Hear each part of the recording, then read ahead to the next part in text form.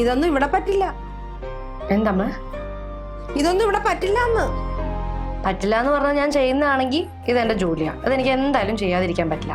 പിന്നെ ഞാൻ ഇരിക്കുന്നതാണെങ്കിൽ എനിക്കിത് വളരെ കംഫർട്ടബിളാ, ഞാൻ ഇതിങ്ങനെ ഇരിക്കും.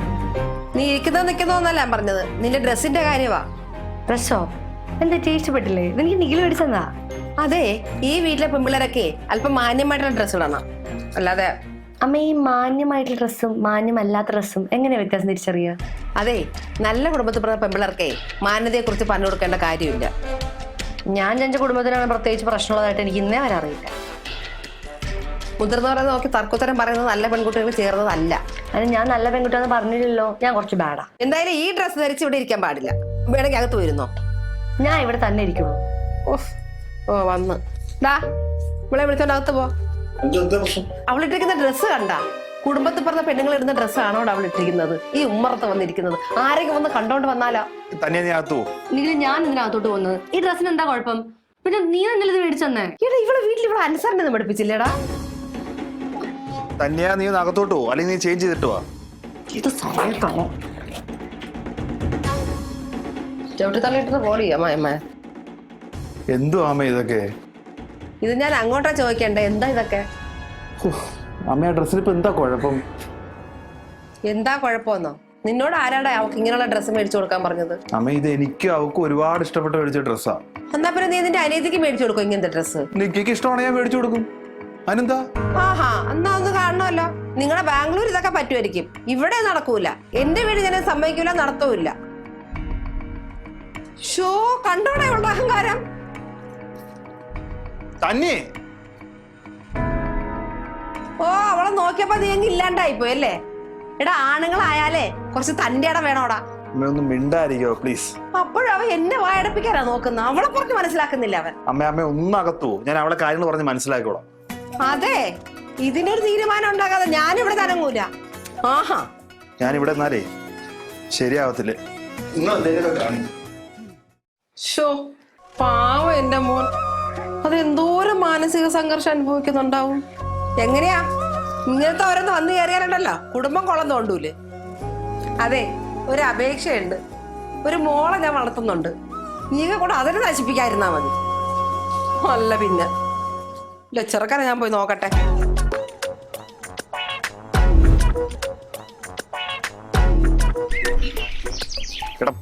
എടാ, ബാംഗ്ലൂർ എന്തെങ്കിലും ഒരു ജോലി കിട്ടാൻ വഴിയുണ്ടോ? ഞാൻ തിരിച്ചങ്ങോട്ട് വരാൻ നോക്കി നിൽക്കുക.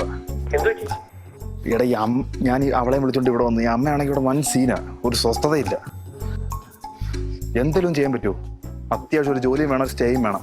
അവിടെ നിന്നെല്ലാം കളഞ്ഞിട്ട് അങ്ങോട്ട് വന്നേ. ഒന്നും നീ നല്ലപോലെ നോക്ക്, കാരണം നാളെ മറ്റന്നാളോ എനിക്ക് കഴിവതും വരാൻ പറ്റുന്ന രീതിയിലുള്ള പരിപാടി നോക്ക്. അല്ല, ഇനി ഒരാഴ്ച പോലും നോക്കാതിരിക്കാൻ പറ്റത്തില്ല. ഇവിടെ ആണെങ്കിൽ ഒരു രക്ഷയില്ല കേട്ടോ. നീ ഒന്ന് ട്രൈ ചെയ് കേട്ടോ. ഞാൻ നമ്മുടെ മറ്റേ പഴയ കമ്പനിയിലൂടെ അന്വേഷിച്ചു, ഒരു വേക്കൻസി ഉണ്ടെന്ന് പറയുന്ന കേട്ടു. എന്തെങ്കിലും ചെയ്യും, അവിടെ കൂടെ നോക്ക്. നിന്റെ കമ്പനിയോടെ നീ നോക്ക്, സാലറി ഒരു പ്രശ്നമേ അല്ല. എന്തെങ്കിലും എത്തി പോ. ശരി. എടി, അമ്മയുടെ സ്വഭാവം ഞാൻ നിന്റെ അടുത്ത് പറഞ്ഞിട്ടുള്ളതല്ലേ, പിന്നെ നീ എന്തിനാ അങ്ങോട്ട് വഴക്കിന് പോകുന്നേ? നിനക്ക് മനസ്സിലായിക്കൂടെ? ഞാൻ ആദ്യം വിട്ടുകൊടുക്കാന്നാ വിചാരിച്ചത്, പക്ഷെ പിന്നെ ആലോചിച്ചപ്പോ തോന്നി എല്ലാം കൂടെ വിട്ടുകൊടുത്താൽ ശരിയാവില്ല. എന്നിട്ട് ഇപ്പൊ എന്തായി? അമ്മയെ കുറെ കൂടെ വെറുപ്പിക്കാൻ പറ്റി, അത്രയല്ലേ? അല്ലെങ്കിൽ നിന്റെ അമ്മയുടെ സ്വഭാവ സർട്ടിഫിക്കറ്റ് ഒന്നും മേടിക്കാൻ എനിക്ക് ഉദ്ദേശമില്ല. എന്റെ പൊന്നു നിഖിലെ, നീ എല്ലാം ഇങ്ങനെ അമ്മയുടെ ഇഷ്ടത്തിൽ വിട്ടുകൊടുത്തിട്ടാ. കുറച്ചൊക്കെ നമ്മൾ വാശി കാണിച്ചു കഴിഞ്ഞാൽ അമ്മ പതുക്കെ അടങ്ങിക്കോളും. എടി, അമ്മ അങ്ങനെ വാശിക്ക് വിട്ടുകൊടുക്കുന്ന ആളൊന്നും അല്ല. അത് നിന്റെ ചിലപ്പോ പരീക്ഷിക്കുന്നതായിരിക്കും അത്. അതെ, എനിക്ക് അമ്മയല്ല, അമ്മയ്ക്ക് എന്നെയാ മനസ്സിലാവാത്തത്. നിങ്ങൾ കുറെ നമ്പർ ഇറക്കിയിട്ടേ പണി പാളിയിട്ടുണ്ടായിരിക്കും. എനിക്കറിയാം എന്താ ചെയ്യേണ്ടത്. കുറച്ച് സമാധാനമായിട്ടിരിക്കാന്ന് പറഞ്ഞാൽ ഇങ്ങോട്ട് വന്നത്, അപ്പൊ ഇവിടെ സമാധാനമില്ല. ഞാൻ എങ്ങോട്ടെങ്കിലും പോവാ. നീ എവിടെ പോകുന്നു? സമാധാനം ഉള്ളിടത്തോട്ട്.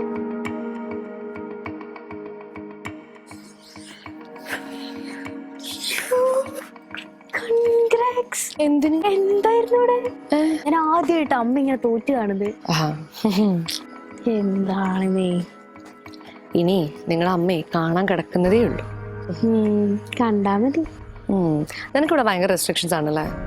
ആ 5-6 കൊല്ലമായിട്ട് ഞാൻ പറയാൻ വെച്ച കാര്യം ചേച്ചി ഇപ്പൊ അമ്മയുടെ മുന്നേ എന്ന് പറഞ്ഞുകൊണ്ട് വന്നത്. എനിക്ക് എൻ്റെ മുന്നേ ചേച്ചി ഒന്ന് ആലോചിക്കും, രാവിലെ 6 മണിയാകുമ്പോൾ എണീക്കണം, അത് കഴിഞ്ഞ് ഇവിടുത്തെ പണികളും കാര്യങ്ങളൊക്കെ കഴിഞ്ഞ് കുളിച്ച് കോളേജിൽ പോകണം. എനിക്ക് ഇവിടുന്ന് 2 കിലോമീറ്റർ അപ്പുറം എൻ്റെ കോളേജ്. അത് കഴിഞ്ഞ് വൈകിട്ട് വന്നാലും ഈ ഒടുക്കത്തെ പണി. ഒരു 10 മിനിറ്റ് അമ്മ എക്സ്ട്രാ കിടക്കാനൊന്നും സമ്മതിക്കത്തൊന്നുമില്ല. ഇതൊക്കെ ഞാൻ എത്ര കൊല്ലമായിട്ട് സഹിച്ചുകൊണ്ടിരിക്കുക. അതിപ്പോ ചേച്ചി വന്നപ്പോൾ കുറച്ച് സമാധാനമായി. നീ പേടിക്കണ്ട, നമുക്കൊക്കെ സമയം പോലെ മാറ്റിയെടുക്കാം. ആ ഇനി ചേച്ചിയിലാണെന്ന് പ്രതീക്ഷ ഇനിയെങ്കിലും മാറുമായിരിക്കും. വാ.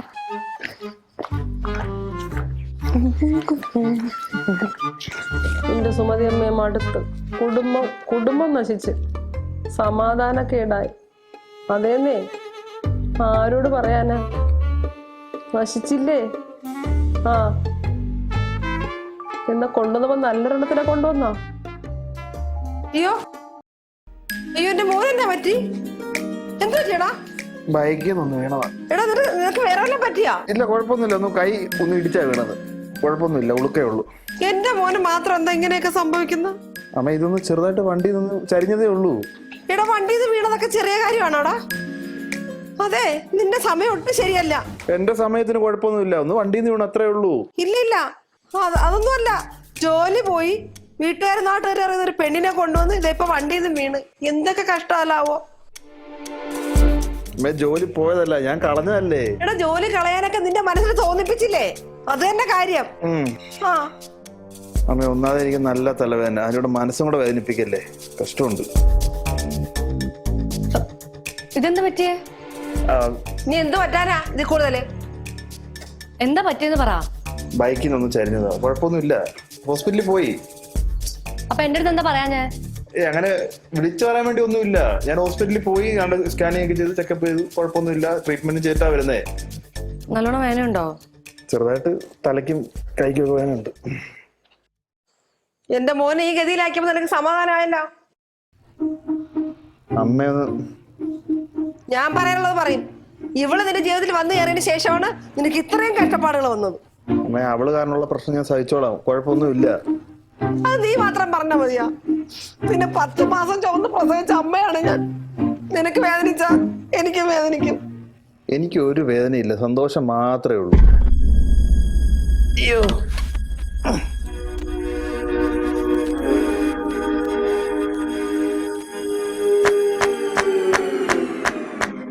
കൊച്ചു പോണ പോക്ക് കണ്ട എന്തായാലും ഒരു ജോത്സ്യനെ വിളിക്കണം, അല്ല ശരിയാവില്ല.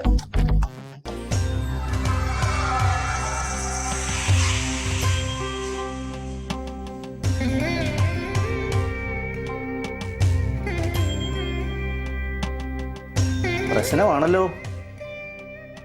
എന്തോറ്റി? നാം കവടിയും പലയും എടുക്കാൻ മറന്നു. അയ്യോ, അപ്പൊ ഇനി എന്ത് ചെയ്യും? നമ്മുടെ 6ാം ഇന്ദ്രിയത്തിൽ എന്തൊക്കെയോ തെളിഞ്ഞു വരുന്നുണ്ട്. നമുക്ക് എല്ലാത്തിനും ഒരു പരിഹാരം ഉണ്ടാക്കാം. ഇവിടെ ആരൊക്കെയാണ് ഉള്ളത്? ഇവിടെ ഇപ്പൊ ഞാനുണ്ട്, 2 മക്കളുണ്ട്, പിന്നെ ഏട്ടൻ വല്ലപ്പോഴേ ഉണ്ടാവാറുള്ളൂ. കലാകാരനാണേ, നാടകത്തില. അപ്പൊ ഇടയ്ക്കിങ്ങനെ വന്നും പോയി നിൽക്കുകയാണ് ചേട്ടൻ. പിന്നെ പുതിയൊരാളൂടെ ഉണ്ട്. അതാണ് പ്രശ്നം. മരുമോളാണ്. മരുമകൾ? മരുമകള് എവിടെ നിന്നാണാവോ? ജാതകം ഒന്നും നോക്കാതെ കുടുംബക്കാരുടെ ഒന്നും സമ്മതം ഇല്ലാതെ നടത്തിയതാണ്. വിളിച്ചോണ്ട് വന്നതാ. അതാണ് പ്രശ്നം.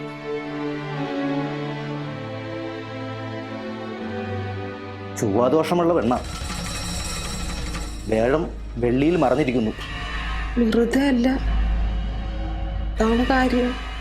ഞാകെ ഒരു പോൻവഴിയേ ഉള്ളൂ. എന്താണാവോ? ആ കുട്ടിയെ ഈ കുടുംബത്തിൽ നിന്ന് ഞങ്ങൾ ഒഴിവാക്കുക. അതാണ് കാര്യം. പക്ഷെ അവ സമ്മതിക്കാൻ തോന്നുന്നില്ല. സമ്മതിപ്പിക്കണം. കുടുംബത്തിലെ മൊത്തം ആൾക്കാർക്ക് ദോഷമാണ്. എങ്ങനെയെങ്കിലും മകനെ പറഞ്ഞ് സമ്മതിപ്പിക്കണം. വേറെ പ്രതിവിധികൾ എന്തെങ്കിലും? കുറച്ച് പൂജാകർമ്മങ്ങൾ ചെയ്യേണ്ടി വരും. ആദ്യം മകനെ പറഞ്ഞ് അങ്ങോട്ട് സമ്മതിപ്പിക്കുക. പൂജാകർമ്മങ്ങൾ എന്ത് വേണമെങ്കിലും ചെയ്യാം, പക്ഷെ അവനെ പറഞ്ഞ് അവനെ പറഞ്ഞ് എങ്ങനെയെങ്കിലും സമ്മതിപ്പിച്ചിട്ട് എന്നെ വന്ന് കാണരുത്. അന്നേരം നമ്മൾ വേണ്ട കാര്യങ്ങളെല്ലാം ചെയ്തു തരാം. പറഞ്ഞു നോക്കട്ടെ, ശ്രമിച്ചു നോക്കട്ടെ.